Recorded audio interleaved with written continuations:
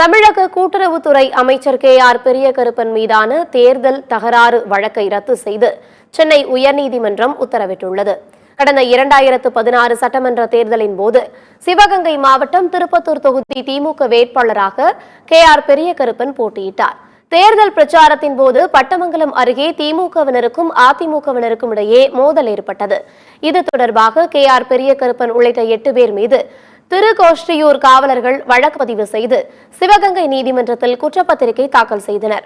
இந்த நிலையில் தன் மீதான வழக்கை ரத்து செய்ய கோரி சென்னை உயர்நீதிமன்றத்தில் கூட்டுறவுத்துறை அமைச்சர் KR பெரியகருப்பன் வழக்கு தொடர்ந்திருந்தார். இந்த வழக்கு விசாரணை நீதிபதி P வேல்முருகன் முன்பு இன்று விசாரணைக்கு வந்தது. அப்போது மோதல் சம்பவம் நடந்தபோது அந்த இடத்தில் அமைச்சர் KR பெரியகருப்பன் இல்லை என்றும் வேறொரு இடத்தில் பிரச்சாரம் செய்து கொண்டிருந்தார் என்றும் சம்பவத்திற்கும் அவருக்கும் எந்த தொடர்பும் இல்லை எனவும் அமைச்சர் பெரியகருப்பன் சார்பில் வாதிடப்பட்டது.